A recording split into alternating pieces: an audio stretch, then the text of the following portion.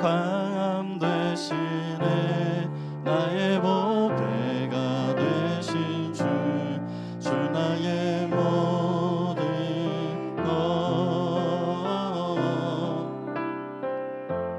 주 안에 있는 보물을 나는 포기할 수 없네 주 나의 모든 것 약할 때 강함 되시네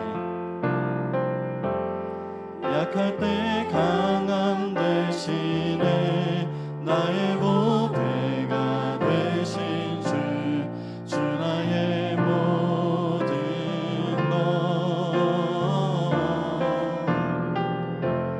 주 안에 있는 보물을 나는 포기할 수 없네 주 나의 모든 것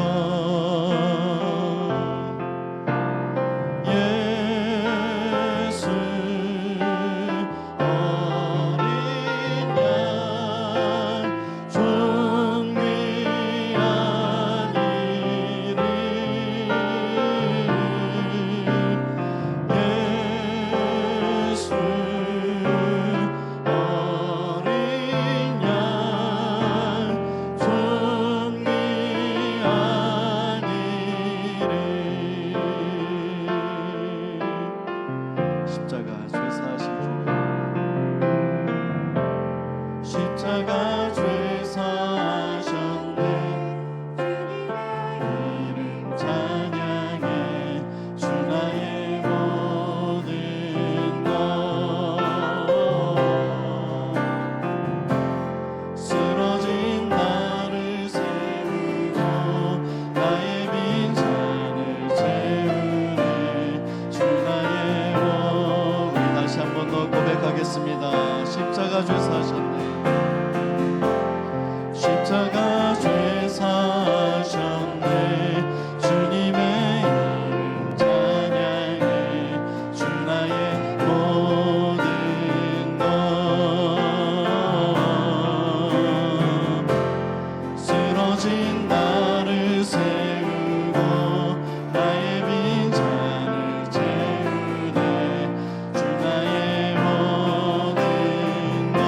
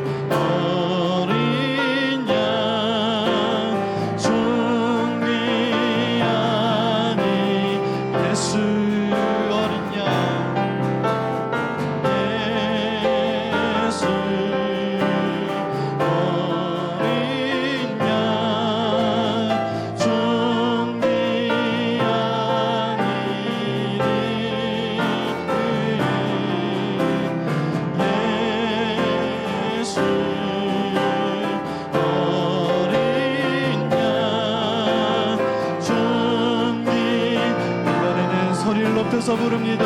예수 어린 양 예수 어린 양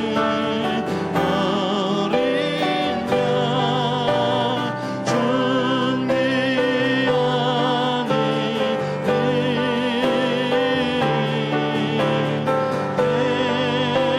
예수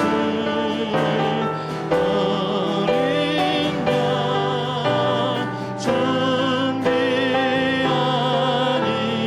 존귀하니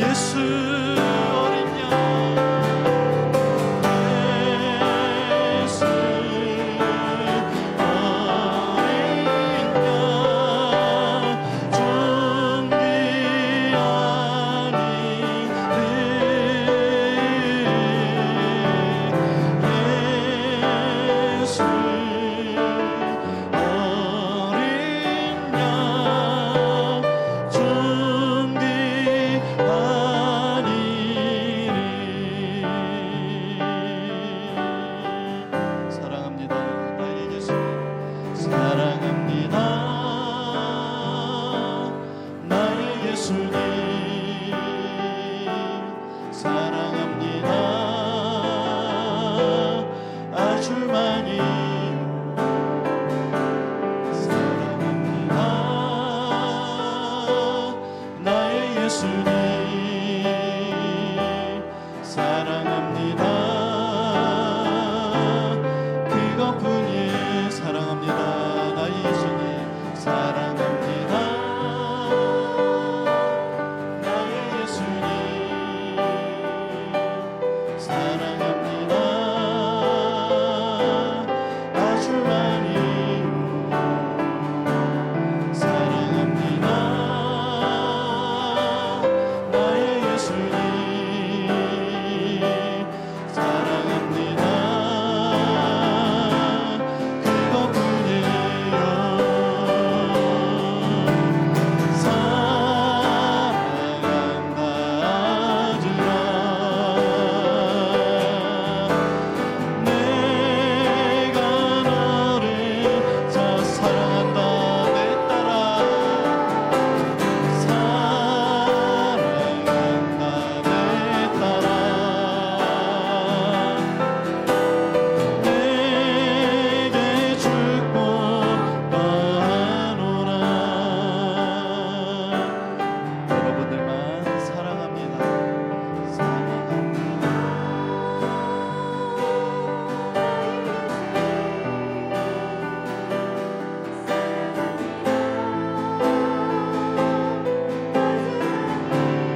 사랑합니다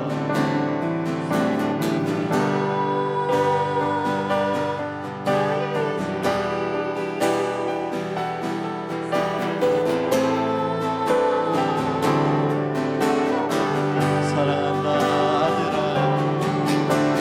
사랑한다 아들아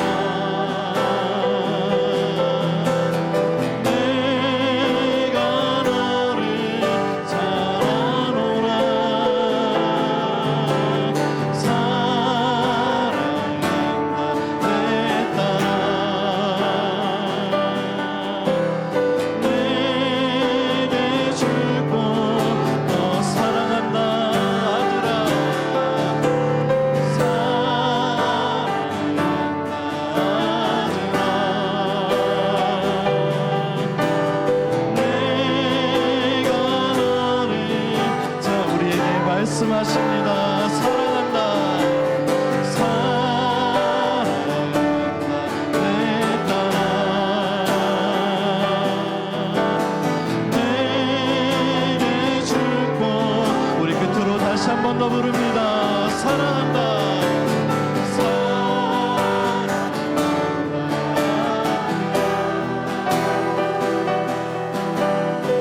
내가 너를 사랑하노라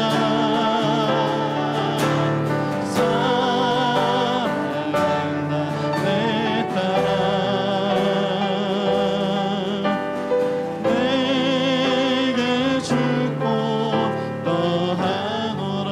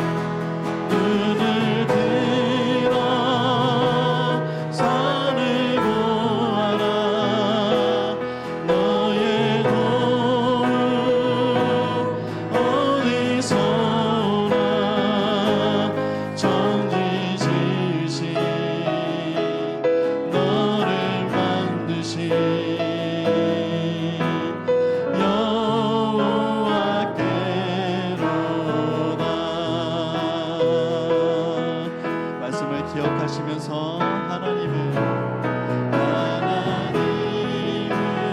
너를 지키시는 자 너의 운명에 그를 대시니 낮의 해와 밤의 달도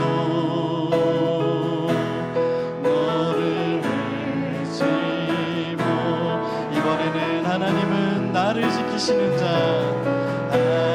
하나님은 나를 지키는 나의 환난을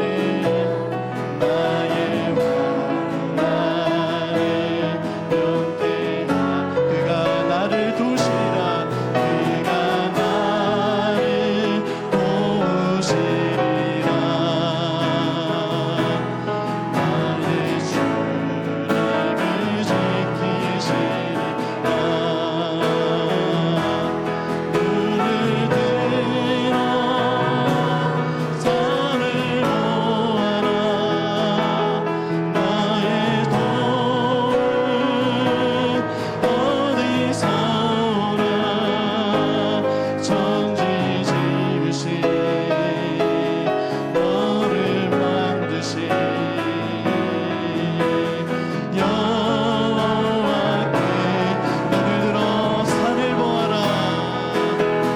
눈을 들어 산을 보아라 나의 도움은 어디서 오나 천지 지으신 너를 만드신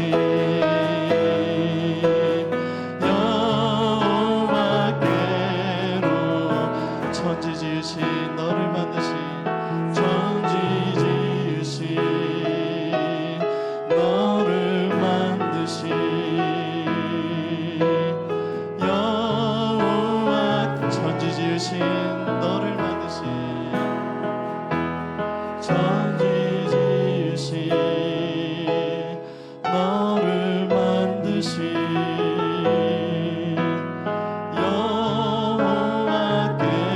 여호와께로다.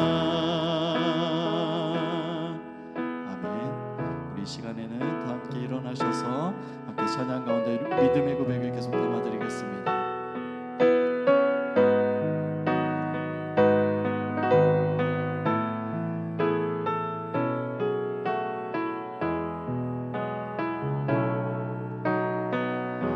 하나님 눈길 머무신 곳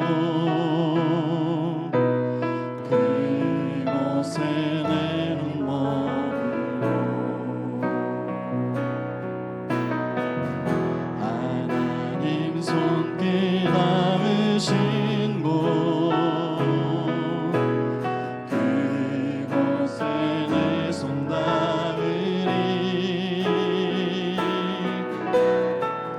하나님 마음 두신 그곳 그곳에 내 맘도 두고 하나님 계획하신 그곳 그곳에 내 삶 누리리 나 경배합니다 주님 주님만 함께 하소서 나 예배합니다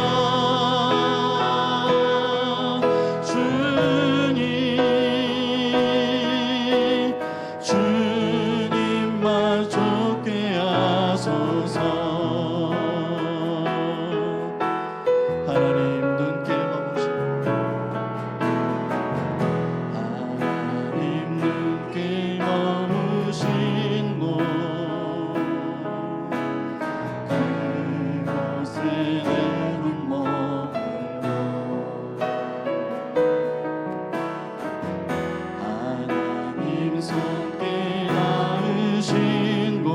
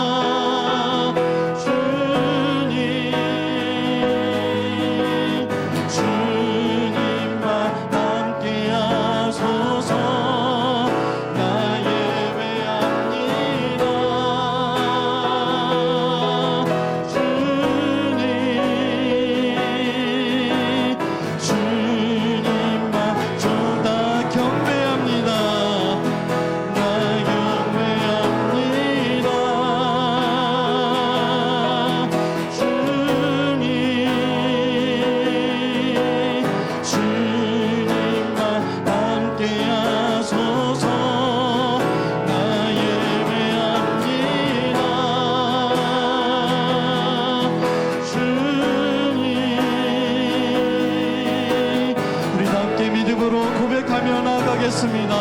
나 경배합니다. 나 경배합니다.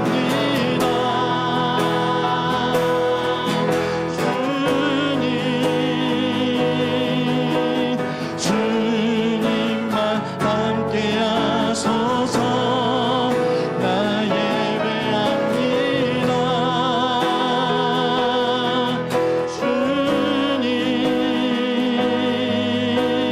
주님만 좋게 하소서.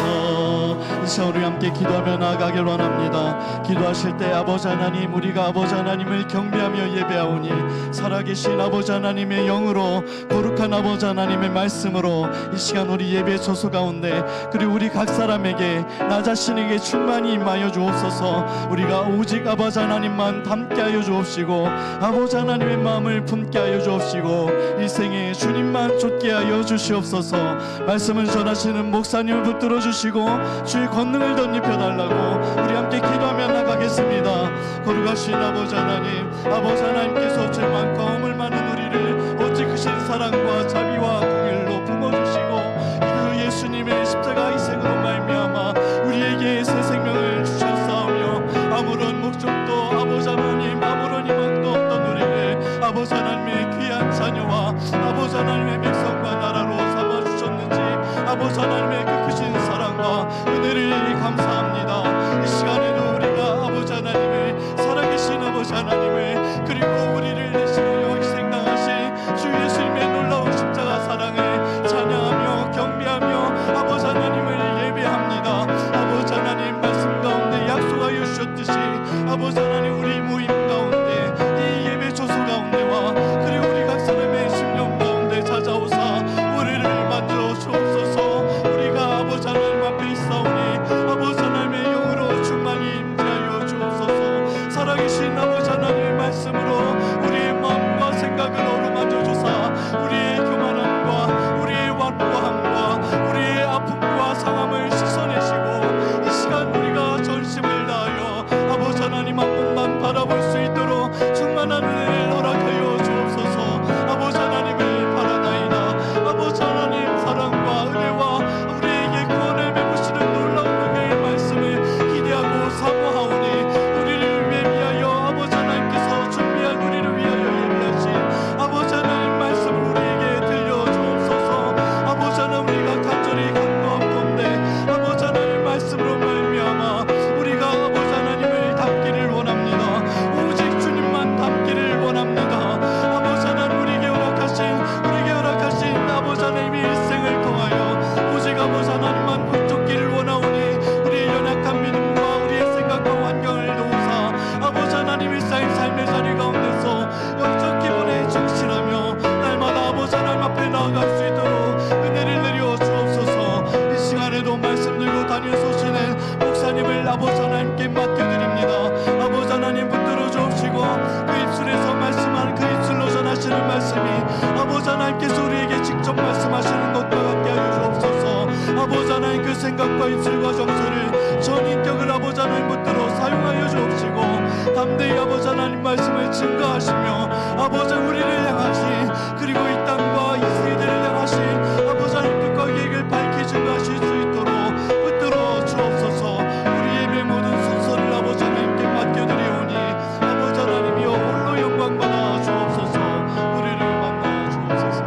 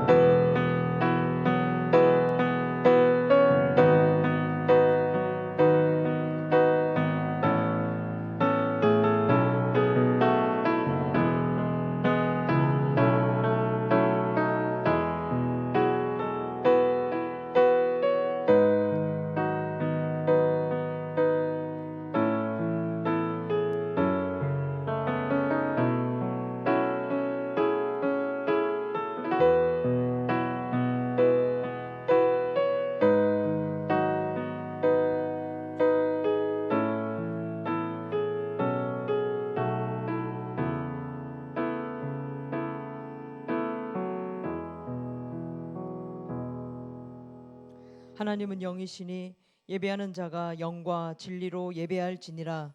아멘.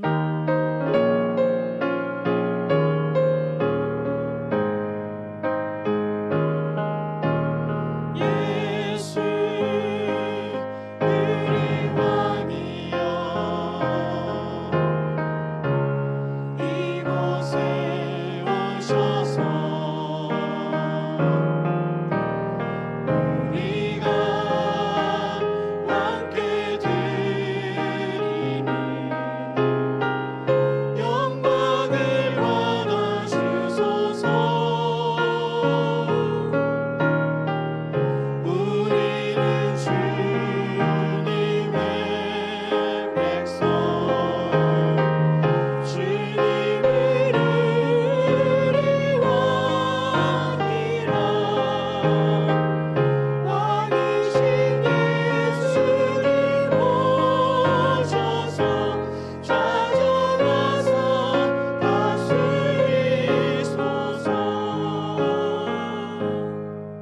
교동문 11번입니다. 시편 17편. 교동문 11번 시편 17편.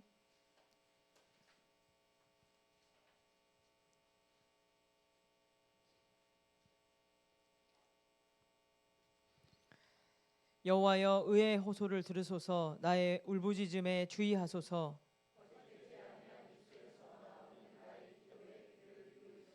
주께서 나를 판단하시며 주의 눈으로 공평함을 살피소서.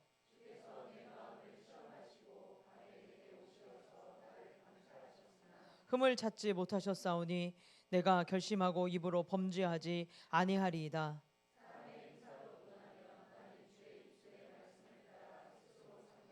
포악한 자의 길을 가지 아니하였사오며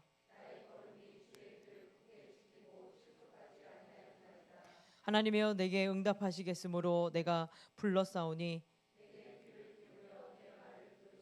주께 피하는 자들을 그 일어나 치는 자들에게서 오른손으로 구원하시는 주여, 주의 기이한 사랑을 나타내소서. 아멘. 사도신경으로 우리의 신앙을 고백하겠습니다.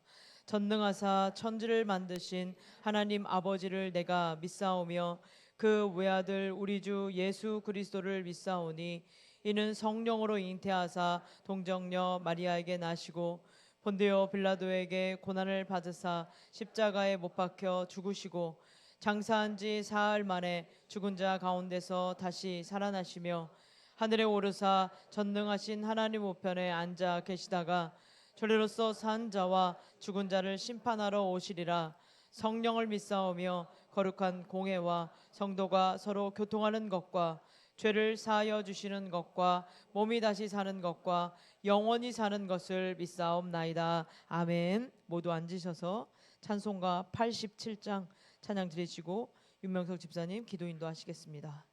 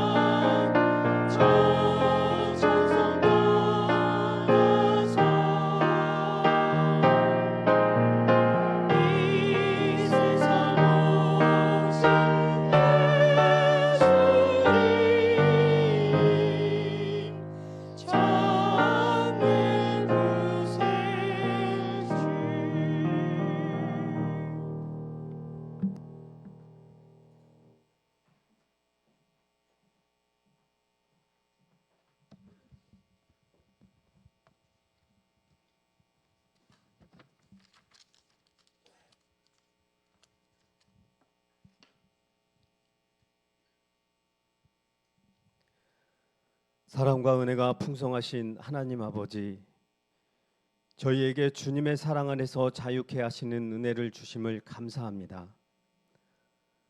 또한 주님의 자녀로 이 세상을 사랑하게 하시고 언제나 늘 동일하신 사랑으로 저희를 지켜주신 하나님의 은혜에 감사드리며 귀하신 하나님께 영광과 찬송과 존귀를 올려드립니다. 저희에게 모든 기쁨의 근원이 되시는 하나님 아버지, 저희가 온 마음과 정성을 다하여 주님께 예배드릴 때 저희를 주님의 능력으로 새롭게 하여 주시옵소서. 이 시간 이 예배를 통하여 저희들의 잘못된 사고방식과 잘못된 신앙관을 고쳐주시고 주님의 자녀에 합당한 믿음을 가질 수 있도록 거듭나는 시간이 되게 하여 주시옵소서. 주님께서 말씀 중에 역사하셔서 저희의 연약한 심령을 만져주시고 정결케 하사 오직 주님만을 사모하는 마음으로 가득 차게 하여 주시옵소서. 저희가 드리는 이 예배를 기쁘게 받아주시고 이 예배 중에 성령으로 충만케 채워주시사 마음에 근심이 있는 심령에 기쁨을 주시고 절망에 빠진 심령에게는 소망을 주셔서 주님 안에서 항상 기뻐할 수 있는 은총을 허락하여 주시옵고 저희들의 삶을 온전히 주장하여 주시옵소서. 우리를 세상의 빛과 소금으로 부르신 하나님 아버지, 지난 한 주간 우리의 삶을 돌이켜봅니다. 여전히 연약하고 부족한 저희들의 모습을 회개합니다.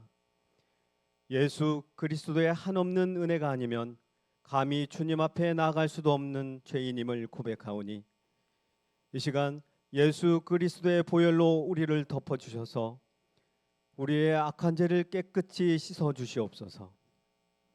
그리하여 저희들의 삶 속에서 예수 그리스도의 향기가 느껴지게 하셔서 주님의 자녀된 본을 보이고 예수 그리스도의 성품을 닮은 아름다운 그리스도인의 모습으로 살아갈 수 있도록 날마다 힘을 더하여 주시옵소서. 이 나라와 이 민족을 위해 기도합니다. 이 나라를 숱한 환난 가운데 지켜주신 하나님 아버지, 이 나라와 이 민족을 긍휼히 여기사 지키시고 축복해 주시옵소서. 대통령을 비롯한 위정자들이 먼저 하나님을 경외하고 국가와 국민을 진정으로 사랑하는 마음을 갖게 하옵소서.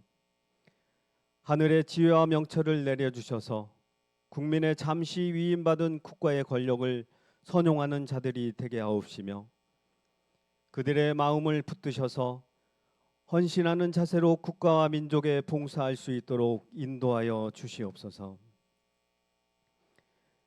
이 시간 주님의 몸된 하늘 영광교회를 위하여 기도합니다.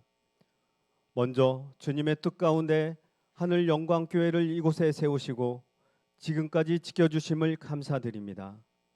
이제는 우리 하늘 영광교회가 하나님의 그 놀라운 능력과 사랑을 세상에 전하는 복음의 통로가 되기를 원합니다.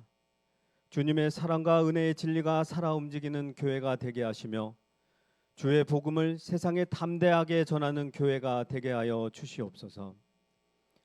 말씀으로 세워지는 교회, 성령으로 뜨겁게 역사하는 교회, 모든 성도들이 사랑으로 하나 되어서 주님의 역사를 이루어가는 교회가 되게 하여 주시옵소서. 전능하신 하나님 아버지, 주님의 크고 놀라우신 사랑과 은혜로 이곳에 터를 잡게 하시고 성도들의 기도와 정성으로 지켜왔던 우리 하늘 영광교회가 이곳을 떠나 새로운 예배의 처소를 찾고 기도하고 있습니다. 세상의 시선으로 봤을 때 아무런 준비도 아무런 가능성이 없이 오직 하나님의 계획과 뜻만 바라고 구했던 5년 전이나 지금이나 여전히 하늘 영광교회는 미약하고 연약합니다. 그러나 약하고 부족했던 우리 하늘 영광교회를 외면하지 아니하실 것을 믿고 여전히 우리 하늘 영광교회를 사랑하셔서 우리 교회를 위해 예비하신 합당한 곳으로 인도하여 주실 것을 굳게 믿고 나아가오니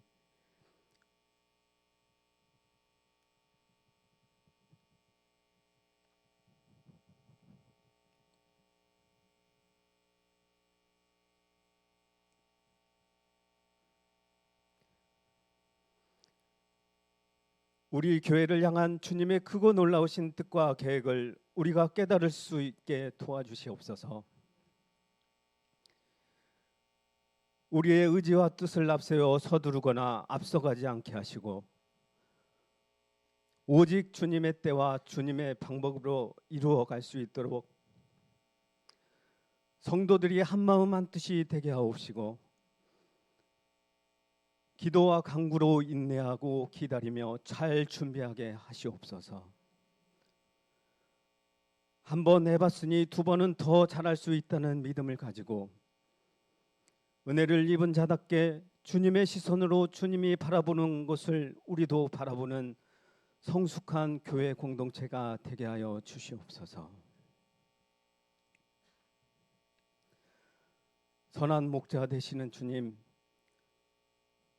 오늘도 저희에게 귀한 은혜로 동행하시기 위해 귀한 목사님을 세우셨으니 단위에 서신 목사님에게 성령의 능력으로 붙들어 주셔서 저희에게 말씀을 전하실 때 하늘에 신령한 것을 알아 깨닫게 하셔서 준비하신 말씀을 하나도 남김없이 잘 전하게 하시옵소서.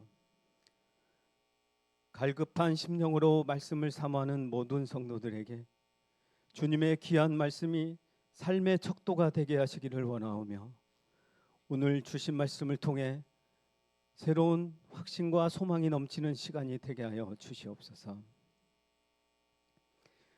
주님의 교회를 위해 헌신하는 세 분의 전도사님과 장로님 그리고 사명을 감당하는 모든 직분자들을 기억하시고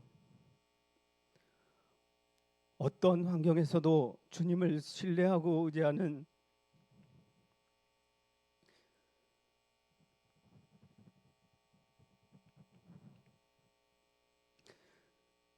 충성하는 일꾼들이 되게 도와주시옵소서. 또한 주님의 몸된 교회를 든든히 세우기 위하여 고단한 세상을 살아가면서도 예배의 자리, 말씀과 기도의 자리, 헌신의 자리에 빠지지 않고 시간과 물질, 재능을 드리는 충성과 헌신을 다하는 성도들을 한 사람 한 사람 기억하여 주시고 기쁨으로 선한 일을 감당할 때 하나님의 크신 위로와 감사가 넘치는 은혜와 복을 더하여 주시옵소서. 예배의 시종을 주님께 맡겨드리오며 우리를 사랑하사 십자가에서 피 흘리신 예수 그리스도의 이름으로 기도드립니다.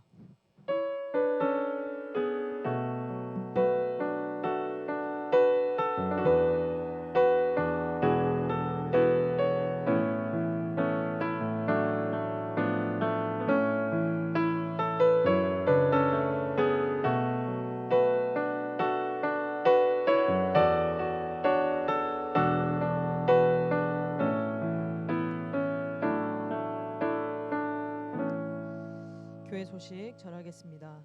예배자로 오신 여러분들을 주님의 이름으로 환영하고 축복합니다. 교회 이전을 위해서 계속 기도하고 계시죠? 저희 건축 이전 위원회가 조직이 되었습니다. 아래에 있는 명단을 살펴봐 주시고요. 힘써서 같이 함께 기도함으로 동참해 주시고 또 우리 위원회가 하나님의 뜻을 잘 분별하고 하나님께서 기뻐하신 그 뜻으로 온 교회를 하나 되게 그리고 이끌어갈 수 있도록 위해서 힘써 기도해 주시기를 부탁드리겠습니다. 고난주간 특별 기도회 안내합니다. 25일 월요일부터 29일 금요일까지 저녁 8시 2층 여기 이 예배당에서 하늘영광교회 전 교인이 함께 모여서 함께 십자가 고난 당하신 우리 주님을 생각하고 묵상하고 함께 기도하는 시간을 갖도록 하겠습니다. 함께 동참해 주시기를 부탁드립니다. 교우 소식입니다. 우리 은지용 형제가 모든 군복무를 다 마치고 무사히 전역했습니다. 환영해 주시고 또 수고했다고 그렇게 인사해 주셨으면 좋겠습니다. 아래에 있는 기도의 제목을 봐주시고요. 그리고 우리 군복무 중에 있는 우리 강군규 형제가 자대 배치를 받아서요. 우리 경산에 있는 54단 122 보병 여단으로 배치 받았습니다. 기도해 주시기를 부탁드리겠습니다. 우리 함께 같이 말씀 찾아보겠습니다. 요한계시록 2장 8절부터 11절 말씀입니다. 요한계시록 2장 8절부터 11절 말씀입니다. 교독하겠습니다. 서머나 교회의 사자에게 편지하라. 처음이며 마지막이요 죽었다가 살아나신 이가 이르시되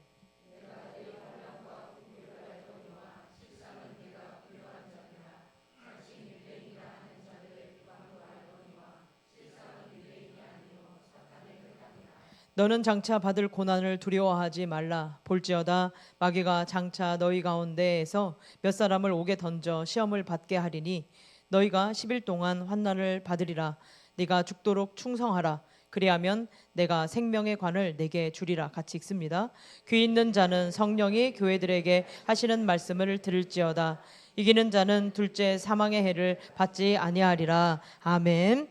서머나 교회 죽도록 충성하라 라는 제목으로 목사님께서 말씀 전하시겠습니다.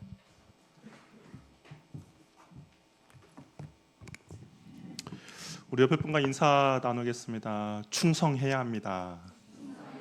예, 우리 지웅 형제 충성이에요. 우리 이제 두 번째 서머나 교회 보내는 편지 말씀을 나누도록 하겠습니다.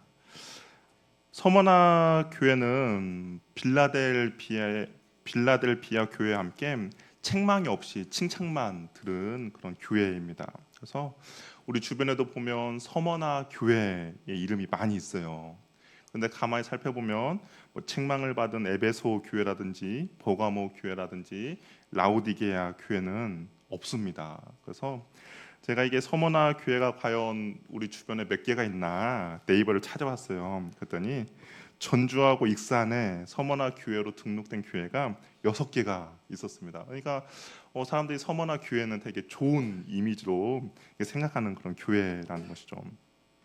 서머나 지역은 에베소 지역으로부터 북쪽으로 약 60km 정도 떨어진 곳에 있습니다.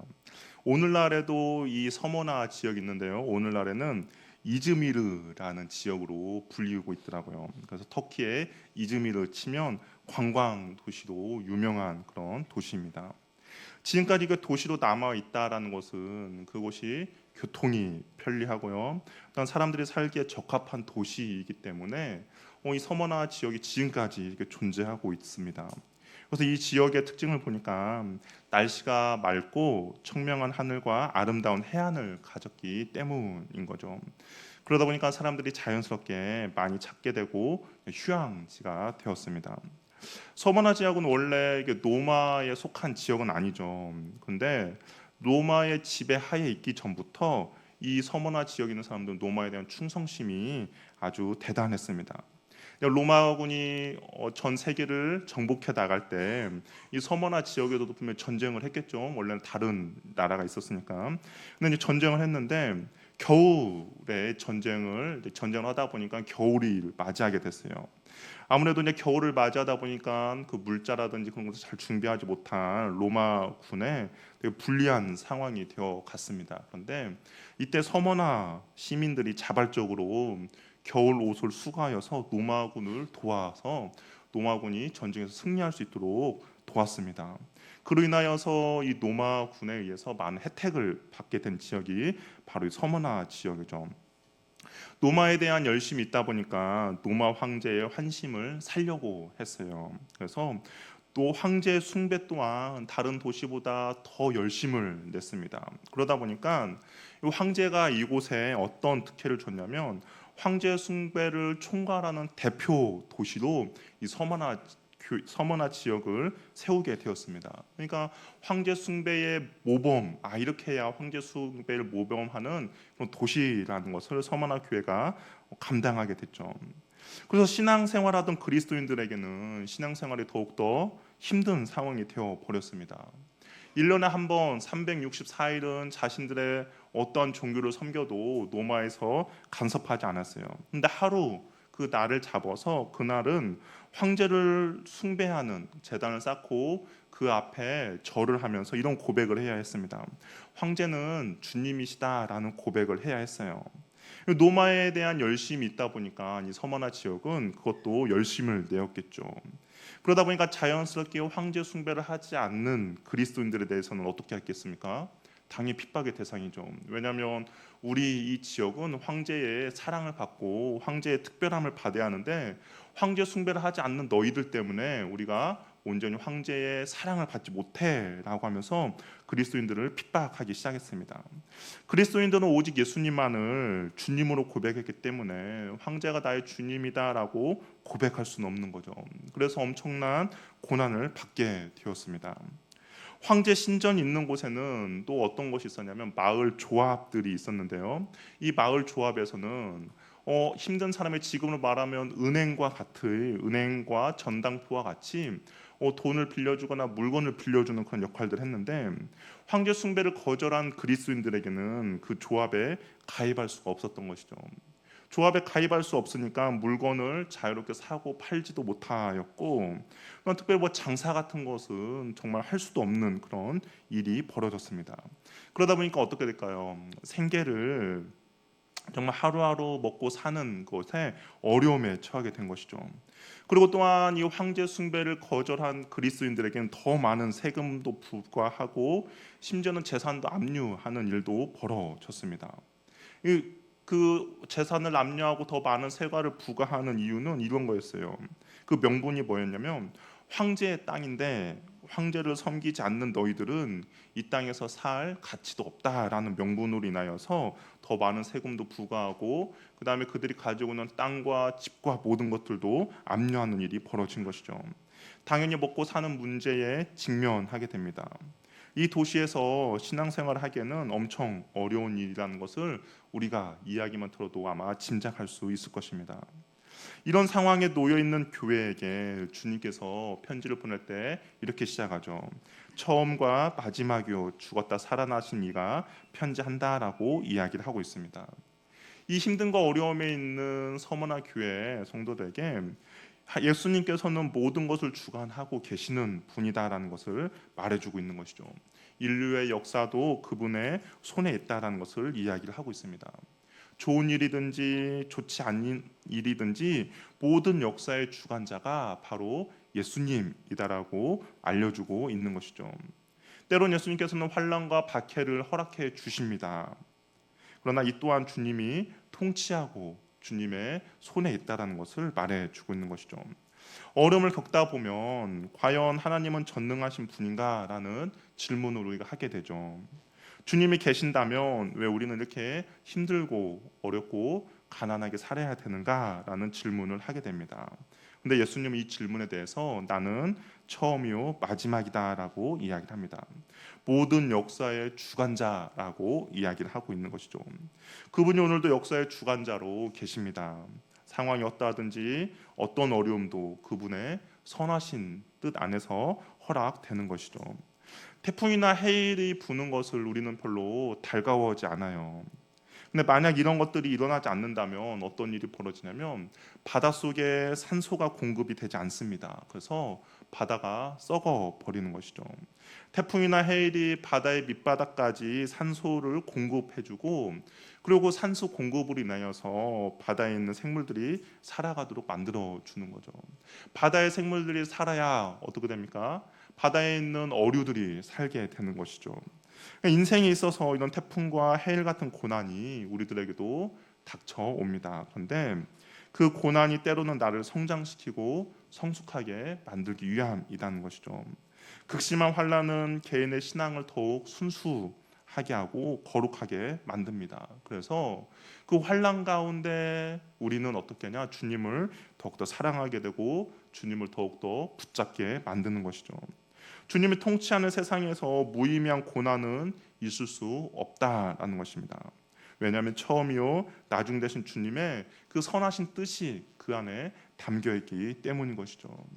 혹시 여러분 삶 가운데 어떤 고난과 태풍과 해일이 불고 있습니까? 그렇다면 우리가 해야 될 것은 무엇이냐? 왜 여기 힘듦과 어려움이 나에게 있나라고 주저앉는 것이 아니라 또 그것을 통하여서 나를 더욱더 성장시키시고 나를 더욱더 정결하게 만드시는 주님을 온전히 믿고 신뢰하는 은혜가 있기를 바랍니다. 또한 예수님께서 이렇게 말씀하세요. 나는 죽었다 살아나심이다라고 이야기를 하고 있습니다. 그러니까 주님과 함께 있으면 함께 살아날 것을 이야기하는 것이죠. 이것은 나중에 승리하는 자에게 주님께서 주시는 둘째 사망을 겪지 않는다라는 것과 연관이 되는 건데요. 주님과 함께 고난을 받으며 함께 영광을 누리게 된다라는 겁니다. 그러니까 그리스도 주님을 따르는 사람들에게는 둘째 사망의 해를 맞지 아니하고 오직 주님과 함께 다시 살 것을 이야기를 하고 있다라는 것이죠. 우리는 모든 순간에 주님이 함께 하십니다. 죽었다가 다시 사신 분이 우리 주님이시기에 우리는 두려워할 필요가 없다라는 것이죠. 왜냐하면 사망을 이기신 주님이 나와 함께하기 때문입니다. 우리 인간에 있어서 가장 두려운 것은 바로 죽음이지 않습니까? 그런데 그 죽음조차도 주님의 손안에 있다라는 것이죠. 환난과 핍박과 순교를 앞두고 있는 교회에게 주님은 역사의 주관자이시며 죽음의 정복자이심이 바로 예수님임을 이야기를 하고 있다라는 겁니다. 그러면서 이제 편지를 시작하고 있는 거예요. 이런 주님께서 구절을 한번 볼까요? 우리 구절 한번 같이 읽어보겠습니다. 시작.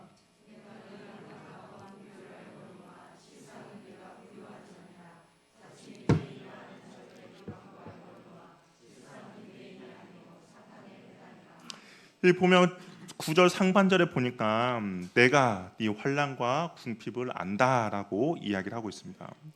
서머나에 사는 일반 시민들은 부유하게 살았고 문화적으로 정말 많은 혜택을 누리며 살았지만 서머나에 살고 있는 그리스도인들은 그렇지 못했습니다. 이들이 가진 환난의 내용은 바로 궁핍함이었죠. 부유한 사회 속에서 그리스도인들은 가난하게 지내야 했다라는 것이죠.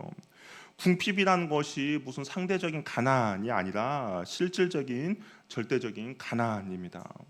뭐 저 사람들은 10만 원짜리 밥을 먹는데 나는 왜 5만 원짜리밖에 못 먹어? 우리 집은 가난해. 그것이 아니라 정말 실질적으로 찢어지게 가난한 상태를 말하는 것이죠. 제 말씀을 준비하면서 예전 일이 한번 생각이 났어요. 청년 때인데요. 지금부터 한 20년 전이죠. 그때 이제 교회에서 이거 새가족부를 담당하는데 청년 새로운 왔어요. 그래서 내가 기도 제목을 나눴습니다.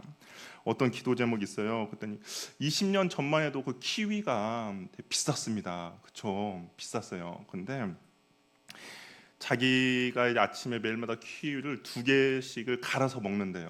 그런데 키위 값이 올라서 하나밖에 못 갈아 먹어서 너무 슬프다고 이제 그렇게 해서 앞으로 우리가 좀 더 잘 살아서 2개씩 갈아 먹으면 좋겠다라는 그런 기도 제목을 내는 거예요.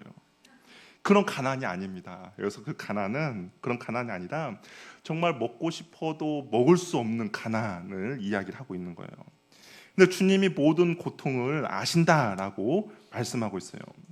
주님께서 그 환난이 왜 일어났는지, 왜 너희들이 그런 핍박을 받고 있는지를 아신다라고 이야기를 하고 있는 것이죠. 한번 생각해 보세요. 당시에 364일을 정말 그리스도인으로서 살고 하루입니다. 하루도 뭐 몇 시간도 안 되겠죠. 몇 분이죠. 몇 분 나는 황제가 나의 주인입니다라고 고백하면 돼요. 그런데 그 몇 분조차도 타협하지 않았기 때문에 이들에게 받는 힘듦과 어려움을 주님께서는 아신다라고 이야기를 하고 있는 것이죠. 이 환난이라는 단어가 큰 돌덩어리를 사람 위에 올려놓아서 서서히 짓눌러서 죽도록 만드는 그런 고문하는 그런 단어에 사용되는 그런 단어입니다. 그러니까 서머나 교회 성도들이 당하는 고난이 한꺼번에 피바람이 불어서 다 그렇게 힘듦이 아니라 하루하루 점점 견디기 힘든 그런 삶의 연속을 바로 말하고 있는 것이죠. 그런데 그 환난과 궁핍 가운데 있는 그 고통을 주님께서 알고 있다라고 위로해 주고 있다라는 것이죠. 그러면서 주님께서 이렇게 말해요. 실상은 네가 부유한 자다라고 이야기를 합니다. 서머나 사람들이 서머나에 사는 그리스도인들을 볼 때 정말 지질이 가난한 자들입니다. 아무것도 없이 하루하루 버겁게 살아가면서도 신앙을 지킨다는 그 이유만으로 정말 지질이 궁상을 떠는 자들이라고 생각하는 것이죠. 그런데 예수님 그 사람들의 시선으로 동일하게 서머나 성도들을 바라보는 것이 아니라 사람들의 눈에는 비참하게 보이고 사람들의 눈에는 정말 너희들 지질이 아무것도 없는 것처럼 보일지라도 하나님의 눈에는 그렇지 않다라는 것이죠. 하나님의 눈에는 너희들이 부유한 자라고 이야기를 하고 있습니다. 이는 물질적인 부유가 아니라 영혼의 부유함이고요. 하나님의 나라에서 영원히 이어질 부유함을 말하고 있는 것이죠. 영원한 천국에서 썩지 아니할 영광을 누리는 그런 부유함입니다. 우리가 이 땅에 살면서 고통과 궁핍과 환난은 유한적이며 제한적인 것이죠. 길어도 20년, 30년이면 끝이 납니다. 그러나 이런 궁핍과 환난을 견디어낸 승리자들에게는 약속된 복은 영원히 이어지는 바로 부유함이라는 것이죠. 우리가 이 땅에서 겪는 고통과 비교가 되지 않는 영원한 부유함이 이 서머나 교회 성도들에게 있다라는 것이죠. 저 여러분도 마찬가지입니다. 우리도 이 땅을 살아가면서 어떤 힘든과 어려움이 있지만 그 힘든과 어려움이 평생 되지 않아요. 그러나 온전히 우리가 주님을 따르고 주님 안에 머물러 있을 때 영원히 우리에게 주시는 그 풍성한 부유함이 저와 여러분에게 있다라는 것을 꼭 기억하시길 바랍니다. 서머나 교회가 이렇게 정부로부터 환난과 핍박을 당하는데, 근데 또 이 옆에서 한 몫을 하는 그런 사람들이 있었습니다. 그것이 누구냐? 바로 유대인들이었어요. 초대교회 당시에도 바울이 회당에서 복음을 전할 때 적지 않는 이방인 출신의 유대교 개종자들이 일어났습니다. 이러한 모습들이 유대인들을 분개하게 만들었고 바울을 적대하며 박해하는데 앞장선 사람들이 바로 유대인들이었어요. 근데 이 유대인들이 이방인들을 부추겨서 할 수만 있다면 관리들과 결탁하여서 기독교 박해 선봉에 앞서 있었습니다. 특히 이 서머나 지역은 앞에서 말한 것처럼 많은 교통도 잘 발달되어 있고 그리고 황제도 섬기다 보니까 많은 상권들이 형성이 됐다 보니까 여기는 디아스포라 유대인들이 많이 살고 있었습니다. 그러니까 장사에 능한 디아스포라 유대인들이 이곳에서 많은 상권을 장악하고 있던 것이죠. 그러니까 대규모 유대인 거류지가 형성이 되었어요. 그러다 보니까 이 유대인들의 핍박이 다른 지역보다 더 심했다라는 것이죠. 예수님은 이들에 대해서 뭐라고 표현하냐? 자칭 유대인이라는 그 단어를 사용하고 있습니다. 자칭 유대인이라는 하는 자들의 비방은 말 그대로 유대인들이 자신의 돈과 영향력을 행사해서 로마 정부의 그리스도에 대한 온갖 좋지 않는 악성 루머와 거짓말을 제공하여서 이 그리스도인들이 환난과 핍박을 만들도록 한 것이죠. 이 자칭 유대인들 이들은 이렇게 생각했죠. 혈통적으로 아브라함의 자손이고 하나님의 선택된 백성이라는 자부심을 가지고 있던 사람입니다. 그러나 하나님은 육체적 혈통이 진짜 유대인을 말하지 않는다라고 성경에서는 이야기하고 있는 것이죠. 바울도 이런 말을 했어요. 표면적 유대인이 아니고 표면적 육신의 할례가 할례가 아니다라는 바울도 말을 했습니다. 예수님도 공생의 기간에 유대인들을 향하여서 이렇게 비방했어요. 너희는 너희 아비 마귀에서 났으니 너희 아비의 욕심대로 너희도 행하고자 하냐라고 책망했습니다. 그러니까 혈통에만 갇혀 있어서 선민 의식을 가지고 있는 그 유대인들에게 주님께서는 이렇게 책망하신 것이죠. 근데 주님께서는 더 심한 말을 오늘 하고 있습니다. 주님은 이들에 대해서 뭐라냐? 실상은 유대인이 아니요. 뭐라고 합니까? 사단의 회당이다라고 이야기를 하고 있어요. 주님의 몸된 교회를 핍박하는 것이 바로 사단이 하는 일인데 거기에 앞장서고 있는 너희들이 사단의 회당이다라고 말씀하고 있는 것이죠. 오늘날 교회 안에도 교인이라고 하면서 주님의 몸된 교회를 상하게 하는 사람들이 있습니다. 진실한 믿음을 가진 사람들을 핍박하고 교회를 오히려 욕되게 하는 사람들을 주님은 그들의 죄를 가볍게 보지 않는다라는 것이죠. 그러게 우리는 주님의 몸된 교회를 상하게 하는 일에는 절대적으로 참여해서는 안 될 것입니다. 당을 짓고 분쟁하며 분열시키며 비방하는 일은 결국 주님의 몸된 교회를 상하게 하는 일들이라는 것이죠. 따라서 우리는 악한 일에 우리의 손이 사용되지 않기를 바라며 다른 사람들을 비방하는 일에 나의 입이 사용되지 않길 바라며 남을 험담하는 그 자리에 우리의 귀가 동참하지 않길 바랍니다. 교회를 무너뜨리고 비난하고 헐뜯고 악평하는 사단의 일에는 절대로 우리가 가담해서는 안 된다는 것을 꼭 기억하시길 바랍니다. 서머나 교회를 칭찬하신 주님께서 이제는 너희들 고생이 많으니까 이제 고생 끝, 행복이야 라고 하면서 형통함과 평안함을 약속해 주면 얼마나 좋겠습니까? 그런데 주님께서는 그렇게 말씀하지 않아요. 장차 교회가 어떤 시험과 어려움을 당하게 될 것인지를 이야기를 하십니다. 우리 10절 말씀 우리 한번 읽어보도록 할게요. 같이 읽겠습니다. 시작.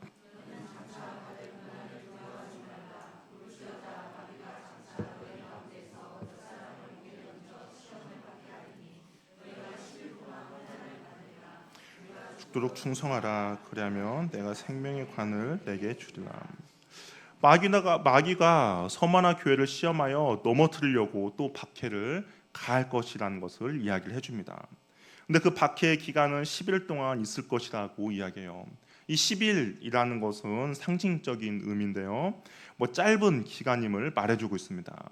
잠깐의 시간, 잠깐의 시험이 너희들에게 있을 것인데 두려워하지 말 것을 말합니다. 그 중에 몇 사람은 투옥도 될 것이라고 이야기해요. 로마에서 투옥이 된다는 것은 재판에 넘겨진다는 의미고 처형을 받기 전에 전조되는 일입니다. 그러기에 어떤 이는 투옥이 돼서 거기서 생명이 끝날 수도 있는 것이죠. 마귀는 할 수만 있다면 택하신 하나님의 백성을 넘어뜨리고 좌절시키고 끊임없는 노력을 하는 것을 볼 수가 있습니다. 그런데 자세히 보면 핍박의 주체가 누구인가? 로마 정부가 아니라 바로 마귀라는 것을 알 수가 있습니다. 앞서 말한 것처럼 교회를 공격하는 배후에는 바로 이 사단이 있다라는 것이죠.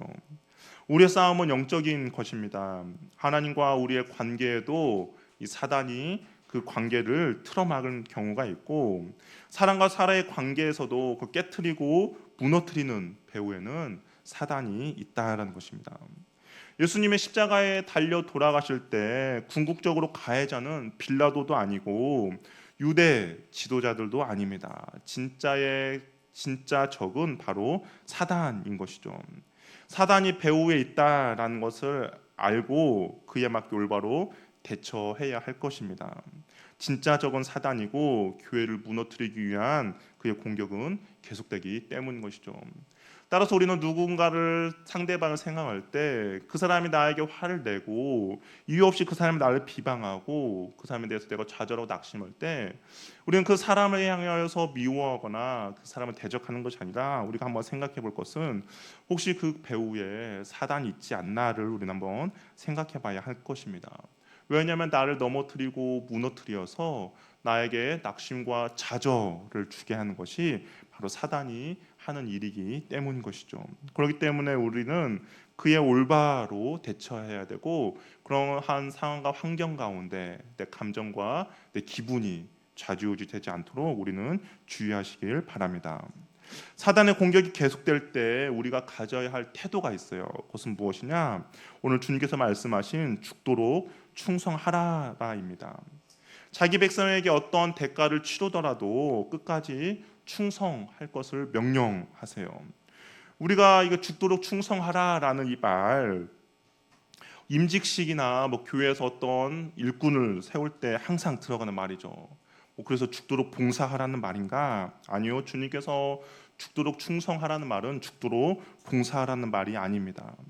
죽도록 죽음에 이르기까지를 의미하는데 바로 주님 앞에 이 믿음을 온전히 충성되게 지켜 나가라는 것이죠. 충성이라는 말은 믿음을 지키는 것, 신실함을 말합니다. 고난이 극심할 때 충성하기란 쉽지 않아요. 온갖 타협의 유혹에 직면하게 됩니다. 그래서 쉬운 길을 찾고자 하는 것이죠. 그러나 주님은 두려워하지 말고 끝까지 신실하라고 이야기를 하십니다. 왜냐하면 죽음이 끝이 아니기 때문인 것이죠. 사망과 음부의 열쇠도 주님이 가지고 계시며 무엇보다 그분은 죽었다가 살아나신 분이기 때문입니다. 우리는 예수님을 믿는다고 해서 순교와 고문을 각오하는 세상에 살고 있지는 않습니다. 저와 여러분들이 신앙생활을 한다고 해서 뭐 어디 가서 두들겨 맞는다든지 아니면 우리 뭐 재산을 뭐 다 빼앗긴다든지 그렇진 않아요. 그러면 죽도록 충성을 우리는 하지 않아도 되는가? 아닙니다. 이 충성이라는 단어는 바로 신실함이라는 단어인데요. 죽고 순교하는 일에만 우리가 충성함, 신실함을 나타내는 것이 아니라 우리가 믿음에 있어서도 이런 신실함을 나타내야 한다라는 것이죠. 정말 생활의 작은 부분에서도 우리는 충성해야 한다라는 겁니다. 말 한마디, 행동 하나하나 신실하게 최선을 다하는 것이 바로 죽도록 충성하는 믿음의 사람의 태도인 것이죠. 누가복음 16장을 보면 불의한 청지기 비유가 나옵니다. 여기 보시면 정말 충성에 대한 갖가지 이야기들이 나오는데요. 근데 우리가 여기서 충성해야 될 것은 무엇인지를 살펴보면 거기서 주님께서 이렇게 말해요. 지극히 작은 것에 충성하라라고 이야기를 합니다. 주님은 작은 일에 충성된 자들에게 큰 일을 맡기신다라고 이야기하는 것이죠. 또한 주님께서 여기서 이렇게 말씀하세요. 재물에 충성하라고 이야기를 하고 있습니다. 이 물질과 재물은 나의 것이기 때문에 내가 마음대로 사용하는 것이 아니라 주님이 나에게 맡기신 것임을 알고 내가 충실한 청지기의 태도를 가지고 그 재물 앞에 충성하라고 이야기를 하는 것이죠. 그리고 마지막엔 남의 것에 충성하라고 이야기를 해요. 남의 것에 충성하라는 것은 우리가 직장인이라면 나는 그 시간에 고용된 사람입니다. 그 시간을 회사를 위해서 열심을 내어 충성하는 것이죠. 또한 남의 물건을 내 물건처럼 사용하는 겁니다. 우리는 남의 것이라고 해서 얼마나 함부로 사용하고 남의 것이라고 해서 우리는 정말 아낌없이 사용합니다. 그러나 그것 또한 내 것임을 알고 내가 거기에 충성해야 할 것입니다. 이렇게 충성된 사람은 성경에 보니까 얼음 냉수와 같아서 주님의 마음을 시원케 하는 사람이라는 것이죠. 이 무더운 여름날에 주님의 마음을 시원케 해준 사람은 다름 아닌 충성된 사람이라는 겁니다. 우리 시편 101편 6절을 보면 우리 같이 한번 읽어보도록 하겠습니다. 시편 101편 6절입니다. 같이 한번 읽어볼게요. 시작.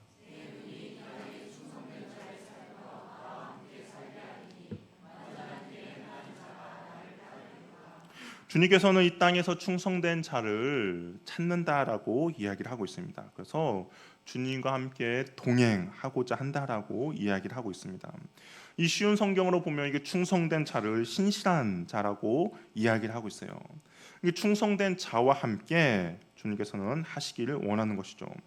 주님이 믿고 주님의 마음을 시원케 해드리는 충성된 사람이 바로 저와 여러분 되기를 바랍니다.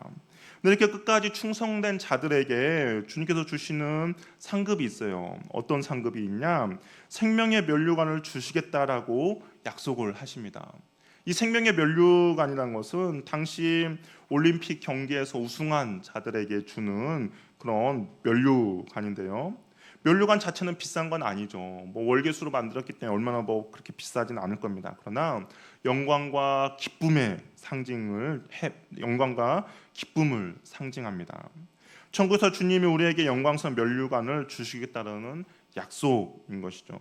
이 땅에서 힘들고 어려움이 있음에도 불구하고 내가 끝까지 그 믿음의 길을 충실하게 지켜가는 자들에게 주님께서 주시는 그런 면류관이라는 것이죠. 주님은 너희가 밟든 환난과 궁핍과 비방과 투옥과 순교 가운데도 끝까지 무릎 꿇지 않는 충성된 자들에게 바로 이 선물을 허락해 주십니다. 또 주님께서 이기는 자들에게 주시는 약속이 있어요. 우리 11절 말씀 같이 한번 읽어보도록 할게요. 시작. 귀 있는 자는 성령이 교회들에게 하시는 말씀을 들지어다. 이기는 자들에게는 둘째 사망의 해를 받지 않는다라고 이야기를 하고 있습니다. 이 둘째 사망이라는 단어는 요한계시록에 반복적으로 나오는 단어인데요. 최종 심판 때에 바로 주님을 믿지 않는 불신자들과 악인들이 받게 되는 궁극적인 그런 상태를 이야기를 합니다. 첫째 사망은 몸과 영혼이 분리되는 거예요. 이것은 육신의 죽음을 이야기합니다. 아담이 범죄한 이후에 모든 사람들은 이 몸과 영혼이 분리된 육신의 죽음을 경험하게 돼요. 어느 누구도 이 육신의 죽음에서 벗어난 사람은 없습니다. 다 경험하게 됩니다. 그리스도인들도 역시 이 첫째 죽음을 경험합니다. 그러나 주님의 재림 때에 심판이 있을 것이고 그 심판 후에 성도들은 부활체를 입고 주님과 함께 새하늘과 새 땅에 살아가는 것이죠. 영생을 얻으면서 주님과 함께 새하늘과 새 땅에서 살아갑니다. 그러나 불신자들은 어떻게 되냐? 지옥불과 유황못에 가게 되는 것이죠. 주님과 영원히 분리되는 그런 상태를 이르게 된다라는 겁니다. 이것을 성경에서는 바로 둘째 사망이라고 이야기를 하는 것이죠. 그러나 끝까지 충성된 자들에게는 둘째 사망의 해를 받지 않을 것이다라고 이야기를 합니다. 힘든 거 어려움고 그 여러 가지 투옥을 인하여서 순교자들이 발생할 때 죽을 수도 있겠죠. 그런 두려움은 있을 겁니다. 그러나 주님께서는 너희들의 첫째 사망은 다 당할 수도 있어. 이것은 모든 사람들이 당하는 고난이지. 그러나 너희들은 둘째 사망은 절대 당하지 않는다라고 이야기를 하고 있는 것이죠. 그렇기 때문에 힘듦과 어려움 가운데서도 끝까지 믿음을 지키며 나아가고 충성되게 그 믿음을 신실하게 지켜나갈 수 있던 것입니다. 주님이 편지를 주실 때 서머나에는 폴리캅이라는 교부가 있었습니다. 들어보셨습니까? 혹시 폴리캅이라는 그런 교부가 있었는데 요한에 의해서 요한의 제자라고도 불려졌고요. 서머나 교회 감독으로 세움을 받았습니다. 이 폴리캅이라는 사람이 훌륭한 인격을 갖고 있었어요. 그러다 보니까 이방 사람들에게도 큰 존경을 받았고 특별히 그 서머나 지역에 있는 총독에게도 정말 그 인격의 훌륭함을 받고 있었습니다. 그도 86세에 이제 화형이 되는 그런 순교회가 됐는데요. 그는 죽는 순간까지 자신의 신앙을 버리지 않은 것이 교회사에 기록이 되어 있는데 한 번은 그 총독이 그 폴리캅에게 이렇게 말해요. 한 번만 그리스도를 부인하면 살려주겠다라고 총독이 회유를 합니다. 근데 폴리캅이 이런 말을 하는 것이죠. 86년간 예수님은 단 한 번도 나를 섭섭하게 하지 않았는데 내가 어찌 내 주님을 섭섭하게 하겠는가? 내가 어찌 그리스도를 부인할 수 있겠는가라는 대답을 합니다. 그리고 결국 이 대답으로 인하여서 그는 사형에 처하게 되는 것이죠. 폴리캅은 그 요한이 서머나 지역에 죽도록 충성하라는 이 편지를 기억하면서 끝까지 주님 앞에 죽기까지 충성했던 것입니다. 인생의 성패는 세상에서 얼마나 성공했느냐, 성취와 부를 이루었는가로 결정되지 않습니다. 주님 앞에 얼마나 충성하고 신실했느냐로 결정되는 것이죠. 세상에 유혹이 있고 세상에 핍박이 있더라도 믿음의 길을 걸어가면서 신실하게 충성되게 그 길에서 벗어나지 않는 그 사람이 진실로 충성된 자라는 것입니다. 지금 믿음의 순종으로 인하여서 환난과 궁핍과 비방 가운데 있다 할지라도 내가 어떤 자리에 처해 있든지 주님은 우리에게 죽기까지 충성하라고 요구하고 있습니다. 어떤 상황과 환경을 만나더라도 심지어는 그것이 죽음에 이르기까지 신실함을 지키시기는 저와 여러분이 되기를 바랍니다. 믿음을 타협하고 쉬운 길을 가고자 하는 유혹을 물리치고 우리가 주님 앞에 신실하게 충성되게 믿음을 지켜 나가시길 바랍니다. 주님께서는 나를 한 번도 실망시키지 않았다면 나 또한 주님을 실망시키는 일이 없기를 바랍니다. 중도에 포기하지 말고 기분에 따라 흔들리지 마시고 끝까지 충성하시길 바랍니다. 죽었다 살아나신 주님께서 생명의 관을 우리에게 허락해 주실 것입니다. 이 면류관을 받아 쓰기까지 죽도록 충성하는 저와 여러분이 되기를 바랍니다. 함께 일어나서 우리 함께 찬양하며 나가도록 하겠습니다. 우리 찬송가 336장입니다.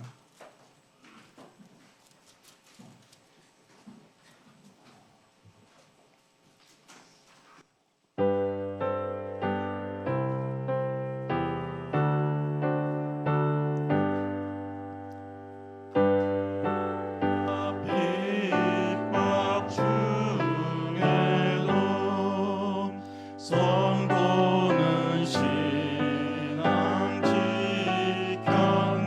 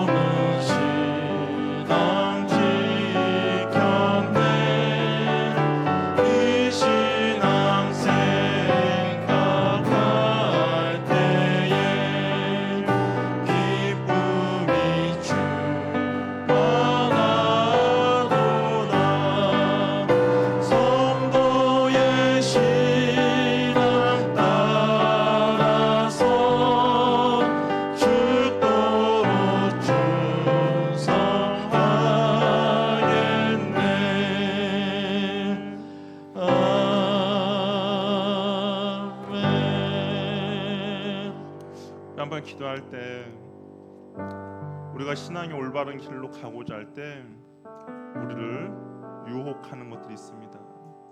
또 우리를 핍박하고 우리를 또한 좌절시키는 것들이 있는 것이죠. 그럴수록 우리는 더욱더 충성되게 그 믿음의 길을 걸어가야 할 것입니다. 신실하게 그 길을 온전히 걸어가야 하는 것이죠. 주님께서 나를 한 번도 섭섭하거나 나에게 서운한 것을 준 적이 없는데 내가 어찌 그 주님 앞에 주님을 배반하고 주님을 서운하고 주님을 실망시킬 수가 있겠습니까? 우리 시간 기도할 때 하나님, 내가 그 믿음의 길을 온전히 갈 수 있는 은혜를 나에게 허락하여 주시옵소서. 내가 힘들고 어려울 때 주님께서 나를 위로하여 주시고 내가 낙심하여 좌절하여 넘어졌을 때 주님의 오른손으로 나를 붙들어 주셔서 내가 그 믿음의 길을 충성되게 갈 수 있도록 하나님 나를 붙들어 주시고 은혜 베풀어 주시옵소서. 어떤 유혹과 핍박이 오더라도 내가 흔들리지 않도록 도와주시고 반드시 승리하여서 주님과 함께 그 길을 걷는데 부족함이 없도록 나에게 은혜 베풀어 주시고 역사하여 주시옵소서. 다 같이 기도하며 나가겠습니다. 할렐루야. 하나님 아버지, 주께서 우리에게 은혜를 베풀어 주시옵소서. 하나님, 내가 주님 앞에 온전히 충성되게 나아가며 온전히 내가 그 길을 가는데 부족함이 없도록 도와주시옵소서. 하나님, 어떤 상황과 환경을 만나더라도 내가 그 길을 온전히 나아갈 수 있도록 주여 도와주시옵소서. 내가 중도에 포기하지 않도록 도와주시옵소서. 기분에 따라 흔들리지 않고 끝까지 충성할 수 있도록 도와주시옵소서. 하나님께서 오늘 주시는 은혜를 내가 경험을 도와주시고 주님 앞에 충성된 자로 바로 선되어 나갈 수 있도록 주시옵소서. 하나님, 내가 타협하지 않기 원합니다. 하나님, 내가 중도에 포기하지 않기 원합니다. 하나님, 가다가 넘어지고 좌절하며 엎드려 있는 주의 자녀들이다.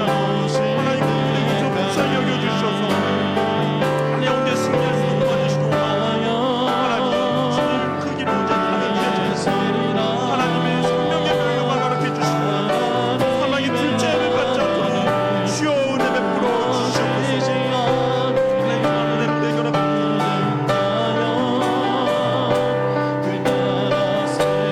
하나님께서 주신 은혜를 우리에게 은혜 베풀어 주시고 오나오니 주여 도와주시옵소서. 하나님,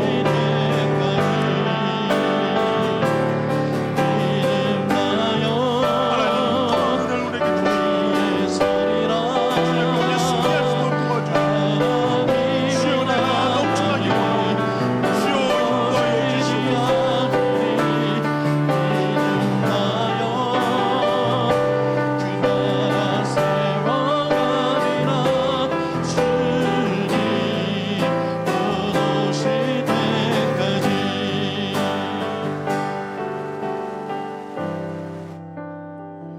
사랑의 주님, 우리가 중도에 포기하지 말고 기분에 따라 흔들리지 않고 끝까지 충성할 수 있는 주의 자녀들 되도록 인도하여 주시옵소서. 주님께서 충성된 자를 살펴 나와 함께 하시기를 원한다라고 말합니다. 하나님, 우리의 충성과 신실함이 주님의 시선을 고정시킬 수 있도록 도와주시고 그 주님과 동행함이 우리의 삶의 기쁨이 될 수 있도록 인도하여 주시옵소서. 하나님, 우리가 믿음의 길을 걸어갈 때 우리를 유혹하고 또한 우리를 핍박하며 또한 우리가 그 길을 온전히 가지 못하도록 막고 또한 그 길을 가지 못하도록 우리의 다리를 붙잡고 있는 것들 가운데 우리가 굴복하지 않도록 도와주시고 어떤 상황과 환경이 있을지라도 끝까지 그 길을 인내하며 갈 수 있는 주의 자녀들 되도록 역사하여 주시옵소서. 좌절하고 넘어지는 주의 자녀들을 위로하여 주시고 넘어지는 자녀들을 주께서 붙잡아 주셔서 하나님 그 길을 온전히 가는데 부족함이 없도록 역사하여 주시옵소서. 사랑의 주님, 또는 주님 앞에 나올 때 귀한 예물 가지고 나왔습니다. 하나님, 예물이 곳곳에 쓰이는 곳곳마다 하나님의 나라와 주의 영광이 넘쳐날 수 있도록 도와주시고 또한 우리가 재물 앞에 주님 앞에 온전히 충성될 수 있는 주의 자녀들 되도록 역사하여 주시옵소서. 이 재물이 우리의 주인이 아니라 온전히 여호와 하나님만이 나의 주인입니다라고 고백하는 그 고백들 가운데 하나님께서 기뻐 받아주시고 하나님의 은혜를 그 손길마다 베풀어 주시옵소서.